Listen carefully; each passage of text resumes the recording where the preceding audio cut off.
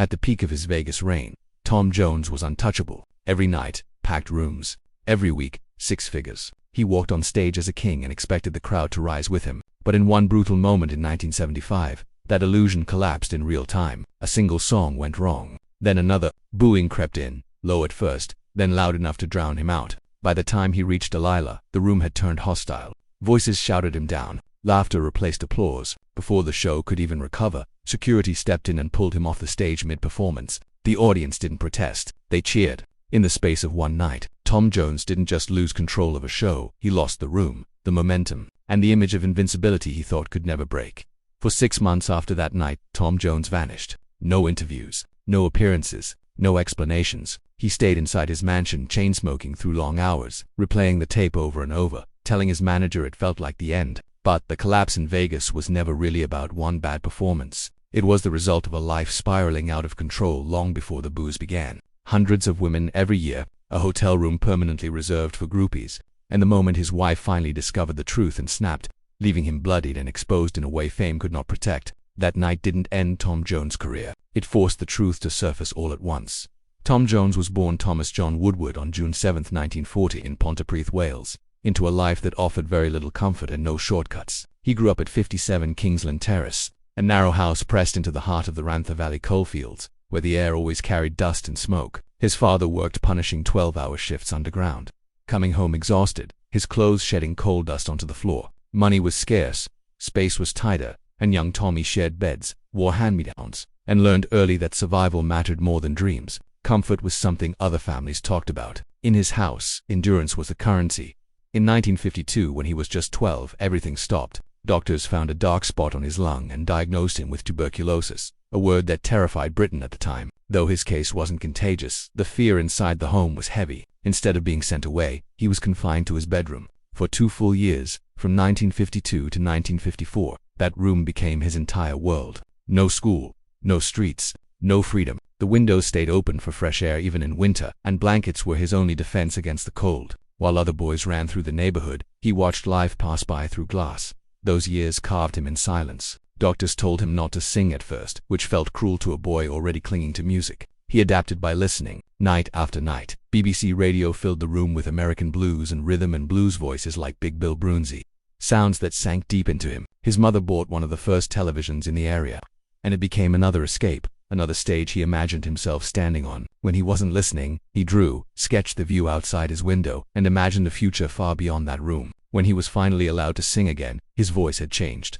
The illness had deepened it, roughened it, turned it into the powerful baritone the world would later recognize instantly. He would call it a strange gift, strength born out of weakness. School never fit him. Reading felt like punishment. Writing felt impossible. Teachers called him lazy, unaware he struggled with dyslexia, something not properly recognized until years later. By then, the damage was done. He checked out emotionally and leaned fully into the one thing that made sense. Music. He sang hymns at school, sang at family gatherings, and discovered that when he sang, people listened. He didn't care for sports, but copying Elvis Presley's hips made people laugh, and that attention mattered. By 14, he was sneaking into local pubs around Pontypridd, standing in dim corners and singing Hank Williams songs for tips. The rooms were rough, the faces harder, but they taught him how to hold an audience. One Christmas he earned more singing alone than groups of kids did caroling together at 16. He left school completely and took whatever work he could find. Brick carrier, vacuum cleaner salesman, anything that paid. His first real wage barely covered survival, but at night, he still sang. That rhythm of exhaustion and hope became normal. Around the same time, life pushed him into adulthood even faster. Responsibility arrived early, ambition followed close behind, and the hunger to escape that valley never left him.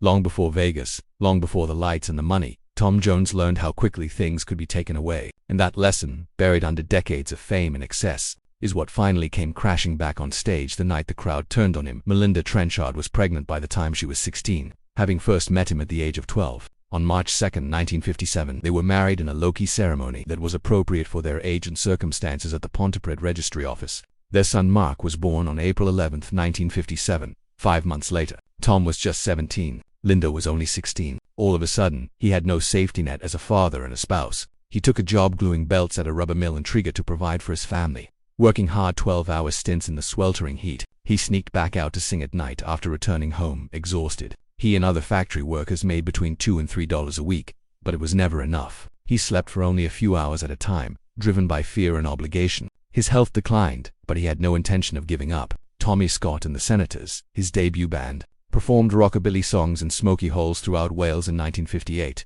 They established a local reputation, but progress was sluggish due to their distance from London. Then, in 1960, he was severely injured in a vehicle accident and had to rehabilitate for several months. Depression set in as a result of unemployment and growing debt. He carried his mental health in silence, relying largely on Linda because it was taboo to discuss it at the time.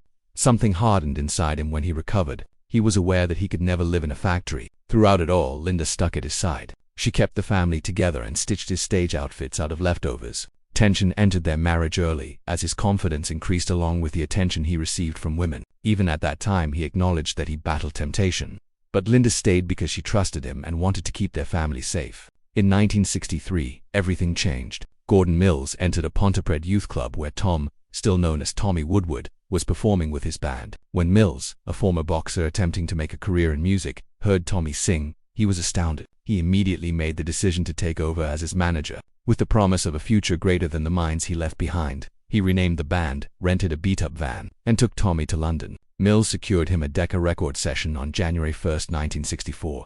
Executives were impressed by the song Chills and Fever, but it didn't make it to the charts. Some people felt that his style was excessively daring, sexual, and extravagant. Mills continued. Inspired by a famous movie, he changed Tommy's name to Tom Jones and transformed him into a sharply dressed showman.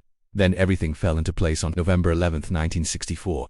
Following the death of another performer, Tom hurriedly recorded It's Not Unusual. He added an impromptu woo toward the conclusion that drastically altered the song's mood. It was a hit among pirate radio stations. Decca did what he was told. It became #1 in the UK at the beginning of 1965. In the 1960s, Tom Jones did not gradually warm the planet. People hardly had time to blink when he struck it like a door flying open. It began. It's Not Unusual. It soared to the top of the UK charts in January 1965. Additionally, it rose to number 10 on the US Billboard chart by March. It sold more than 1 million copies globally in a matter of months, and everyone scrambled due to its pace. Orders were coming in from all over Europe and North America, so Decca had to quickly press more vinyl. This humble Welsh singer abruptly lost her modesty. Because demand exceeded the plan, he was a problem in the best sense of the word. Thus, the attention became even more intense. When he appeared on The Ed Sullivan Show in April 1965, 28 million Americans watched. His hip thrusts and his untamed restless stage fire were new to many of them. Viewers who leaned conservative were taken aback. Others were captivated. And that difference was significant because Jones appeared to be daring the room to keep up with the British pop artists around him, who frequently came across as tidy and conservative. His life had completely changed in just 6 months, setting a new standard for how quickly an artist might become well-known worldwide. The following twist did not emerge from a peaceful nook. In 1965, Burt Bacharach personally enlisted him to perform the theme for Woody Allen's film, What's New, Pussycat? It should have been a smooth process. However, the Abbey Road session devolved into chaos as engineers struggled with 5 pianos playing simultaneously, resulting in a disarray that was far from the usual. Bacharach embraced that raw energy, transforming the chaos into the final sound. The track reached number 11 on the UK singles chart, sparking a fresh wave of interest in the US. Jones even received a Grammy nomination for Best New Artist in 1966. What made the situation even more peculiar was that Jones initially disliked the song, believing it was too light for his baritone voice. Bacharach countered, asserting it would become the anthem of swinging London. His insistence paid off. Critics began to draw comparisons, likening Jones to legends like Elvis Presley and Frank Sinatra. He was no longer just a sensation in the UK, he had become a transatlantic star. Once he established that foundation, he ventured into heavier material. In 1966, his rendition of Green Green Grass of Home dominated the UK singles chart for 7 consecutive weeks. It did more than just win, it reigned supreme, outselling Porter Wagner's original by more than 2-1. The narrative within the song struck a chord with listeners, depicting a prisoner reflecting on his final moments before execution. Jones delivered it with such emotional intensity that audiences were brought to tears, prompting radio stations to receive calls questioning whether he was actually incarcerated. By the end of 1966, he had sold over 3 million singles globally, with Green Green Grass of Home accounting for nearly half of that total. This success revealed a surprising truth to the industry. A dramatic narrative song could dominate the pop charts in Britain while still maintaining a mainstream appeal. By 1967, the allure of money and madness awaited him in Las Vegas. He was headlining at the Flamingo Hotel, earning an astonishing $25,000 per week, a staggering sum when most performers were making less than $1,000. The audiences were anything but courteous. They were loud, wild, and relentless. Night after night, women hurled panties toward the stage until hotel security had to escort Tom Jones out through back hallways just to avoid chaos. Around this time he formed a close bond with Frank Sinatra, a man who understood power, control, and the price of excess better than anyone. Sinatra watched him perform and gave advice that landed like an order, not encouragement. Own the stage like it belongs to you. After one show, Sinatra leaned in and said, "That boy's got the devil in him." That summer Jones played 22 sold-out shows at the Flamingo, shattered attendance records for a non-American act, and officially became something Vegas could not contain. The Las Vegas version of Tom Jones was no longer just a singer. He was a force, a spectacle, a legend in motion. Then Delilah arrived and poured gasoline on everything. Released in November 1968, the song climbed to number 2 on the UK singles chart. But what unsettled people was not its success. It was the story behind it. Delilah was inspired by a real murder, a man killing his lover out of jealousy. The darkness of that truth followed the song everywhere. In December 1968, during a live performance on the BBC's Top of the Pops, Jones smashed a guitar on stage in what witnesses described as a sudden, violent burst of emotion after being told details of the real crime. It was not rehearsed. It was not planned. It stunned the audience and ignited the press. Jones later admitted the story haunted him, and from that moment on, he sang Delilah with an intensity that felt personal, almost dangerous. The single sold more than 2 million copies worldwide and became one of his defining songs, with the real murder case resurfacing in headlines as the record climbed the charts. By 1969, Tom Jones was no longer just touring. He was a weekly fixture in American homes. He launched his television show, This Is Tom Jones, broadcast on ABC and filmed in London, drawing up to 20 million viewers per episode. The guest list read like a Hall of Fame: Aretha Franklin, the Bee Gees, Janis Joplin, Johnny Cash. His popularity exploded. Albums went platinum. He was reportedly paid $9 million per series by Lou Grade. The show leaned hard into his image: explosive charisma, physical energy, dances, flashing lights, costumes designed to amplify desire. It ran until 1971 and permanently cemented him as more than a hitmaker. He was a full-scale performer, the kind you build an empire around. Once that level of power was achieved, Jones tried to turn momentum into control. In 1970, he and his manager Gordon Mills founded MAM Records, signing artists like Gilbert O'Sullivan, but the biggest success still came back to Tom himself. She's a Lady hit number 2 in the UK in 1971, written by Paul Anka after watching Jones dominate Vegas stages with raw confidence and sexual command. MAM Records became known for bold signings and aggressive promotion. For a moment it felt like Jones and Mills weren't just managing fame, they were manufacturing it. But the same Vegas nights that fueled his legend were quietly hollowing out his life. From 1972 to 1974, the shows got bigger, louder, and more expensive. Jones reportedly earned $100,000 a week at Caesar's Palace, placing him among the highest-paid performers in the world. He partied with Elvis Presley, who gifted him a custom robe. Their all-night binges became stories people repeated like myths: poker games at dawn, champagne, conversations that only happen when nobody wants the night to end. His performances ran on adrenaline and sexual tension. Women showered the stage with underwear, sometimes even hotel room keys. Jones later admitted that the lifestyle was intoxicating, and once it takes hold, it blurs everything else. By 1976, the hits were still arriving, but something had shifted. Say You'll Stay Until Tomorrow became his last US top 20 single, peaking at number 15. Behind the scenes, the excess was no longer hidden. Jones became notorious for sleeping with up to 250 women a year, often using a dedicated rendezvous room arranged backstage. Tabloids published the details with gleeful precision: stories of women competing for access, rumors that spread faster than the music. The scandal tore at his marriage and fed a public appetite for collapse. Jones remained unapologetic, insisting he was living the rock and roll dream, even if it cost him privacy, stability, and trust. Fans who once saw him as untouchable began to see him as a symbol of 70s excess. By 1977, he made a move that looked like reinvention but carried consequences he didn't yet understand. He relocated his family to Los Angeles, buying Dean Martin's former Bel Air mansion for a reported $1 million, partly to escape crushing UK taxes. From the outside, it looked like success evolving. In reality, it was the beginning of a long unraveling, one that would eventually end not in applause, but in boos echoing through a Vegas showroom that no longer belonged to him. He built a home studio, hoping structure might quiet the chaos, but nothing inside his private life slowed down. Linda confronted him repeatedly over his open affairs, and the most explosive of them all involved Miss World, Marjorie Wallace. The relationship lasted 3 years and turned into a full-scale media spectacle.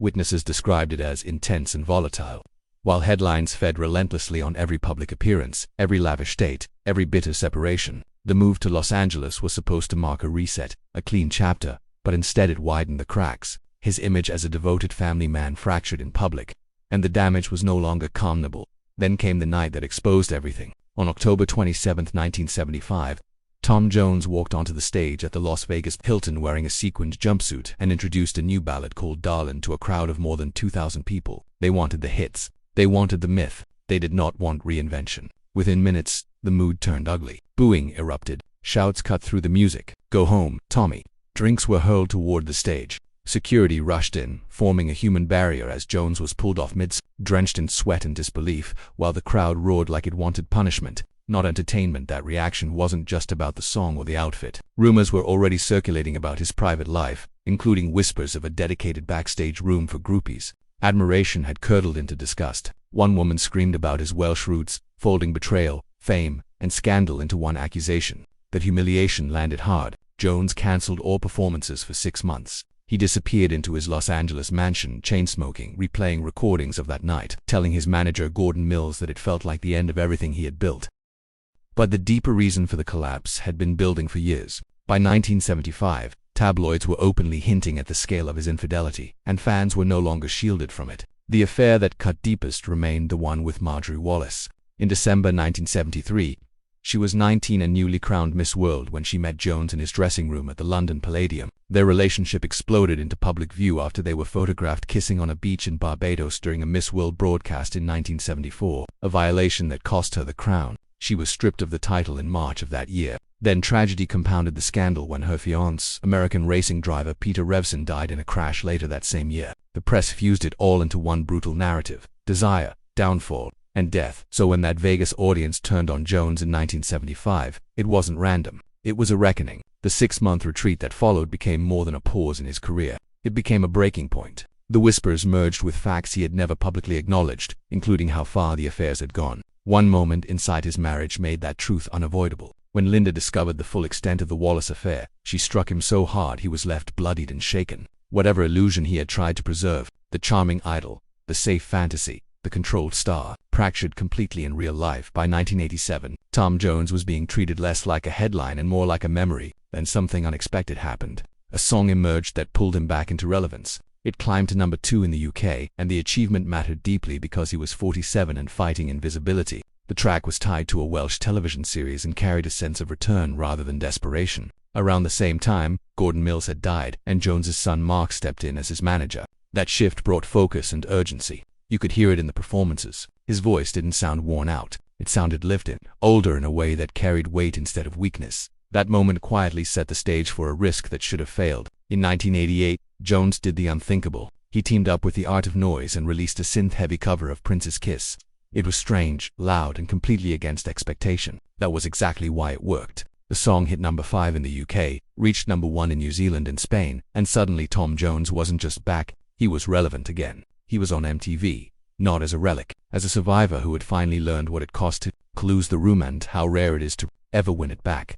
The music video gained popularity, and even received the MTV Breakthrough Video Award. Its use of chroma key effects, which made it stand out visually, was another way that people recognized how contemporary it appeared for its period. The disparity was what most startled folks. This vocalist was well known for her timeless soulful strength. He still sounds like himself while blasting over music computerized rhythms. It demonstrated his ability to adapt to the times without pleading with them for acceptance. As soon as that door opened, more doors immediately followed. However, there was also a private mess throughout that time that wouldn't go away. He had an affair with model Catherine Berkery in October 1987 while on tour in the United States. The narrative evolved into a court battle over child support after it resulted in a pregnancy. A DNA test in 1989 verified that he was Jonathan Berkery's father. However, Tom declined to communicate and continued to publicly reject it for years. Judge Judith Schindlin mandated payments, including legal and educational expenses, totaling $33,500 per year. And because it so strongly conflicted with his polished public persona, the entire situation turned like a circus. The harm remained in the background for a long time, even as he continued to perform. He did put out the 1989 album Move Closer, which combined pop hits with dance tracks and helped Kiss gain momentum during the time. However, the controversy continued to follow him, and the narrative did not really change until 2008, when he acknowledged the truth and described it as a scar from his excesses in the 1980s. To make the whole music situation seem colder rather than cleaner, he even stated at that point that he had no wish to meet Jonathan. The next bend was quieter after all that commotion. and that was another form of reinvention, in a sense. He collaborated with Van Morrison on the 1991 album Carrying a Torch, which was composed by Morrison and leaned toward jazz standards and ballads. Critics perceived music, the control in his delivery, and the sound was more mature and subdued. It enhanced his fame in a different direction, but it did not become a major chart story. After releasing his 33rd studio album, The Lead and How to Swing It, on January 1, 1994, he immediately returned to Risk again, focusing on dance pop with huge music names like Teddy Riley and Trevor Horn. I Want to Get Back With You, which featured Tori Amos, and If I Only Knew peaked at number 11 on the UK singles chart. The album peaked at number 19 in Australia, number 55 on the UK albums chart, and even at the top of the Finnish charts. The point was evident despite the conflicting reviews. He would not remain motionless. It was that rejection that caused 1999 to blow apart. Reload, which was released on September 9, 1999. It became his biggest commercial triumph, selling over 4 million copies worldwide and earning 6 times platinum in the UK, who made him feel like a pop cultural event once more, and was centered around duets and bold energy. Sex Bomb with Mousse T exploded onto the charts, climbing to number 3 in the UK, and Mama Told Me Not to Come with Stereophonics kept the resurgence alive. 5 singles from Reload landed in the UK top 40, the kind of run that doesn't just revive a career, but rewrites how an entire generation understands who you are. That same year, on December 31, 1999, Tom Jones was awarded an OBE for services to music. Then, on March 29, 2006, at the age of 65, he was knighted by Queen Elizabeth II at Buckingham Palace and became Sir Tom Jones. He even performed Delilah for the royal family, a moment that felt almost surreal considering how that same song had once followed him into scandal and collapse. The honors didn't erase the stories tabloids had fed on for decades. They simply stamped his legacy anyway, acknowledging the full weight of a career that refused to disappear. What followed was an unexpected final act defined less by excess and more by survival. In 2002, Jones faced a devastating health crisis when doctors diagnosed him with aggressive lung cancer, linked to decades of heavy smoking, and discovered it had spread to his liver and spine. The prognosis was serious. Treatment was brutal. Vocal rests became mandatory. But he endured it and kept going. In 2010, at 70, he released Praise and Blame, a stripped-down gospel-influenced album that traced his voice back to church singing and raw emotional truth. It wasn't an attempt to chase trends. It was a return to roots. 2 years later, in 2012 at 72, he joined The Voice UK as a judge. The show drew peak audiences of nearly 10 million viewers, and Jones quickly became a fan favorite. His presence felt reassuring, grounded, human. No longer a distant icon, he became someone audiences trusted, someone whose voice carried authority without arrogance. Beneath all of that success, his personal life carried its own long, unresolved history. Tom Jones married his childhood sweetheart, Linda Trenchard, in 1957 when they were just 16 and 17 years old. The marriage lasted 59 years, until Linda died of leukemia in 2016 at the age of 7. Their only child, Mark, born the same year they married, eventually became central to Tom's career. After taking over management duties in 1986, Linda stayed through the chaos, the scandals, the disappearances, and the comebacks. One line attributed to her followed Jones for the rest of his life. "I knew, but he came home." That sentence carried everything: loyalty, pain, endurance, and compromise. Even so, the relationship between Tom and Mark wasn't untouched by tension, especially as Mark grew older and learned more about the affairs, including the Miss World Marjorie Wallace scandal and the long-circulated rumors involving Mary Wilson. In the end, Tom Jones became something few stars ever managed to become. Not clean, not untarnished, but lasting. A man who lost the room, was dragged off stage in disgrace, disappeared, and somehow came back older, scarred, and still standing. The boos never erased the voice. They only reshaped the legend that survived them.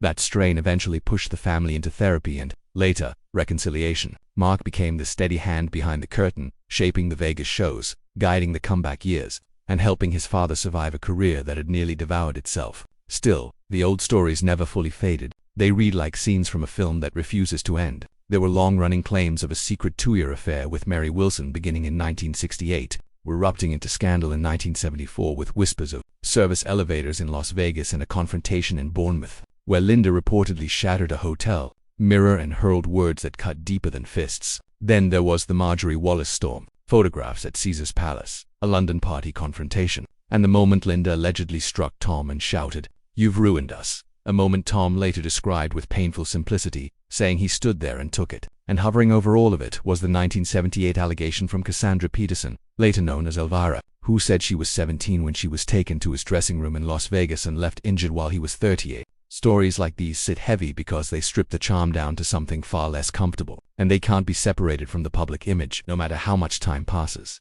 After Linda's death in 2016, the glamour finally fell away. Tom sold their $6.5 million Los Angeles mansion because the memories were unbearable and moved to a flat in London that Linda had wanted during her final years. He spoke openly about talking to photographs of her, about the silence of rooms once filled with noise, and about the last thing she asked of him before she died: keep performing. Don't grieve alone. Even his body began to carry the weight of everything he had survived. In 2022, he collapsed on stage from exhaustion, a moment that felt less like age and more like grief turning physical in front of an audience. By 2025, at 85, the story grows quieter. He lives a semi-reclusive life in London, mentors young artists over Zoom, and speaks with a calm that only comes after decades of losing and rebuilding. In a BBC interview, he admitted that fame had cost him pieces of himself. And yet, he still performs, not for applause, not for redemption, but because it is the promise he keeps returning to, the one thing that has remained when everything else was stripped away.